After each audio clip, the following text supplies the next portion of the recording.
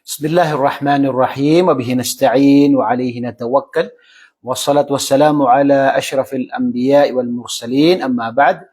Muli mga minamahal natin mga kapatid sa panampalataya, Assalamualaikum warahmatullahi wabarakatuh sa inyo lahat.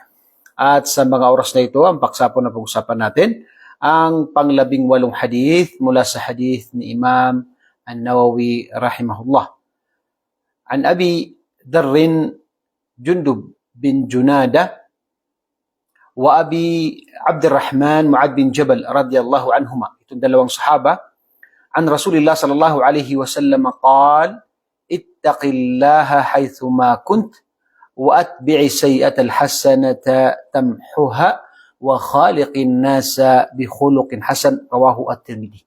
Ito ay mula sa hadith ni Imam at-Tirmidhi rahimahullah.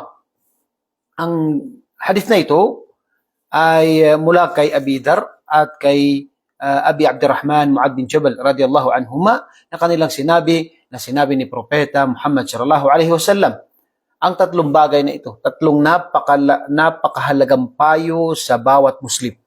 Una-una rito ay sinabi ni Propeta Muhammad sallallahu alaihi wasallam, ittaqillaha haythuma kunt. Katakutan mo si Allah subhanahu wa ta'ala kahit nasaan ka man naroon. Ikaw man ay sa lantarang lugar, ikaw man ay sa malayong lugar, ikaw man ay tinatawag na wala nakakita sa iyo, ay katakutan mo si Allah subhanahu wa ta'ala. Dahil tunay na nakikita tayo ni Allah subhanahu wa ta'ala. Ang pagkatakot kay Allah subhanahu wa ta'ala ay napakahalagang bagay na ito ang payo ng mga propeta.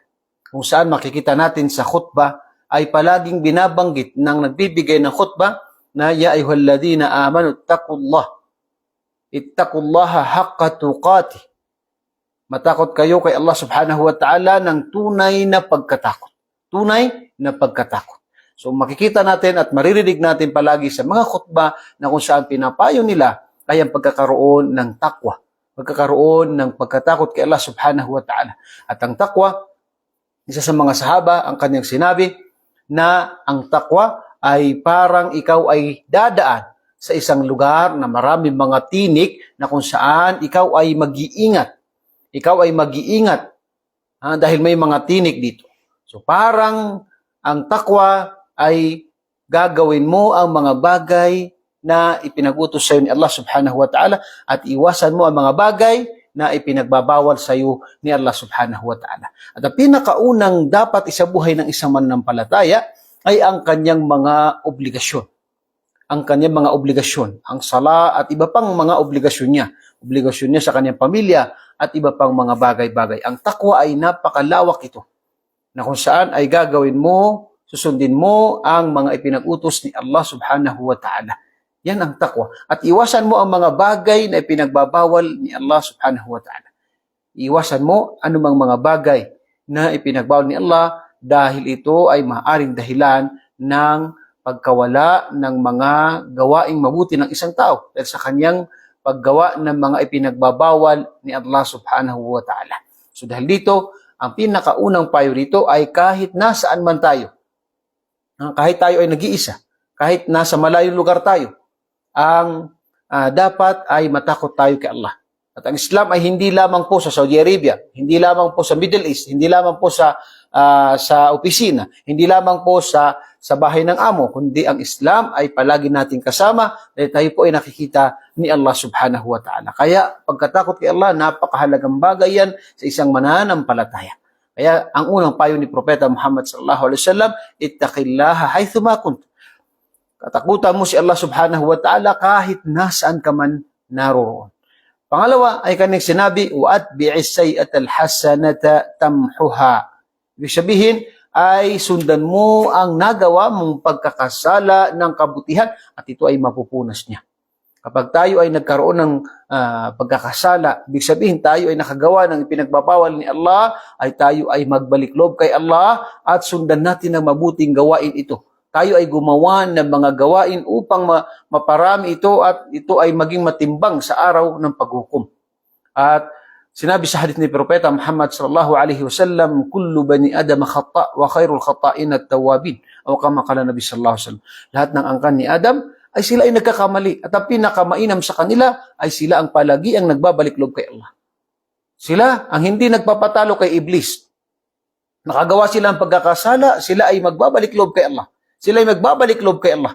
At yan ay kinagagalit ni Iblis, ang tao na nagbabalik loob kay Allah subhanahu wa ta'ala. So yan ay isang bagay na kung saan anumang mga nagagawa natin ay huwag natin kakalimutan na tayo ay sumuko at magbalik loob kay Allah subhanahu wa ta'ala. Tunay na si Allah ay natutuwa sa mga tao na nagbabalik loob sa Kanya.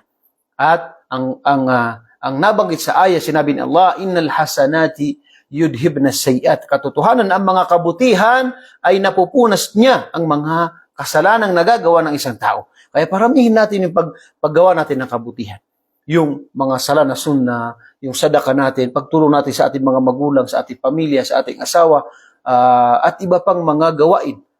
Yung pagbabasa ng Quran, yung dhikr, at iba pang mga gawain na mabubuti, na ito ay magiging dahilan na mapupunas niya ang mga nagawa nating mga pagkakasala.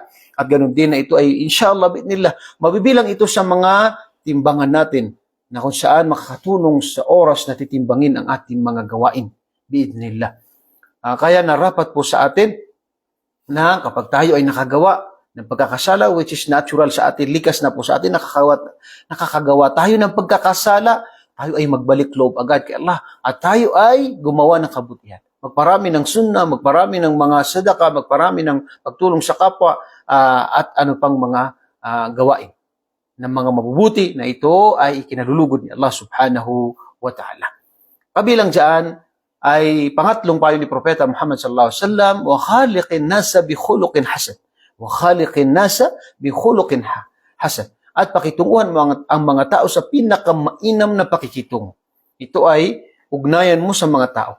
Kaya nga, ang Propeta Muhammad sallallahu alaihi wasallam ay tinanong siya, isang babae na kung saan siya ay palagi gumagawa ng mga sunan na pag-aayuno, sunan na sala, nagbibigay ng sadaka. Pero ang kanyang ginagawa ay siya ay tinatawag na pangit ang kanyang pakikitungo, hindi maganda ang kanyang pakikitungo sa kanyang kapitbahay. Kaya sinabi ni Propeta Muhammad sallallahu alaihi wasallam nung tanungin siya na hiya finnar, siya ay sa imperno. Bakit? Dahil ang kanyang ginagawa ay mga sunna ito. Pero yung kanyang tinatawag, yung ginagawa niya pagsamba ay mga sunna. Pero yung pagiging mabuti sa kapitbahay at iwasan na tayo ay makagawa ng masama doon, yan ay obligasyon ng isang tao sa kanyang kapitbahay.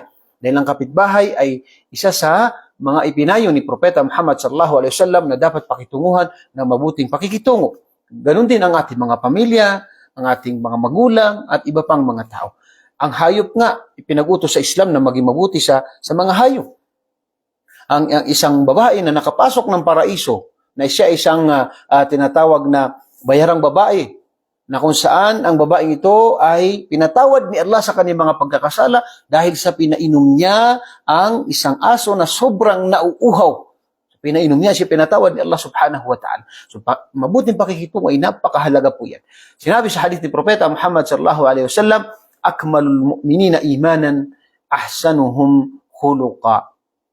Ang pinaka ganap na mananampalataya, pinakaganap ang kanyang iman sa mga mananampalataya ay sila ang pinakamabuti ang kanilang pag-ugali. Sila ang mabuti ang kanilang pakipag-ugali. At hindi lamang sa ibang tao, kundi sa kanilang mga pamilya. Sa hadith ni Propeta sallallahu alaihi wasallam, khairukum li ahli wa ana khairukum li ahli. Ang pinakamainam sa inyo ay silang mabuti sa kanilang mga pamilya.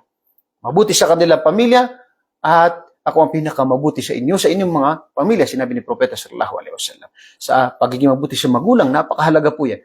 At hindi po narapat na ang isang tao ay mabuti siya sa ibang tao, ngunit siya ay hindi maganda kanyang pakikitungo sa kanyang asawa, sa kanyang mga anak, sa kanyang magulang. Na dapat ay sila yung unahin. Sa hadith ni Propeta sallallahu alaihi wasallam, sino ang pinakaunang dapat kong pakitunguhan ng pinakamainam na pakikitungo? Sinabi ni Propeta sallallahu alaihi wasallam, ang iyong ina, ang iyong ina, ang iyong ina, ang iyong ama. 3 beses ang iyong ina. Yan ang karapatan ng magulang, nanay sa atin. Yan narapat po na alam natin yung mga responsibilidad natin. Dapat ay maging mabuti tayo sa mga nilikha at unahin natin siyempre yung mga dapat unahin. Magulang, ang pamilya, ang asawa, ang mga anak at iba pa mga kamag-anak at Ganon din ang ibang mga kaibigan. At hindi yung iba na siya ay humingiti sa mga kaibigan niya, pero sa kanyang pamilya, sa kanyang mga magulang, ay siya ay hindi humingiti at siya ay tinatawag na masama ang pakikitungo sa kanila. Yan ay malaking kasalanan sa relihiyong Islam. Sinabi ni Propeta Muhammad sallallahu alaihi wasallam nung tanungin siya kung sino pinakamalapit sa kanya. Pinakamalapit sa kanya sa araw ng paghukom, sinabi niya na ang silang mayroong taqwallah wa husnul khuluq. Dalawa, may pagkatakot kay Allah at ganun din na husnul khuluq. Husnul khuluq, may mabuting pag-ugali, napakahalaga po yan. Napakahalaga po yan. Kaya narapat po sa atin na maging mabuti tayo sa mga nilikha ni Allah subhanahu wa ta'ala. Yan po ay isa sa mga turo sa atin ng Islam. At yan ang isa sa mga katangian ni Propeta Muhammad sallallahu alaihi wasallam. At dapat na pamarisan natin ang Propeta Muhammad sallallahu alaihi wasallam kahit sino ay kanyang pinakikitunguhan ng naayon sa kanila. Siya ay mabuti ang kanyang pakikitungo sa mga tao. Kaya ang Islam ay napakaganda po ang kanyang mga turo na dapat na ito ay isabuhay natin. Nawa po ay nakapulot tayo ng aral sa hadith na ito na sinabi ni Propeta sallallahu alaihi wasallam, ittaqillah haythuma kunt, katakutan mo si Allah kahit nasaan ka. Pangalawa, wa'at bi sayyi'at al-hasanat tamhuha, at sundan mo ang nagawa mo pagkakasala ng kabutihan. At ito ay mapupunas niya. At pangatlo, wa khaliqin nasa bi khuluqin hasan, pakitunguhan mo mga tao sa pinakamainam na pakikitungo. Ako po muli ay bumabati sa inyo ng assalamualaikum warahmatullahi wabarakatuh.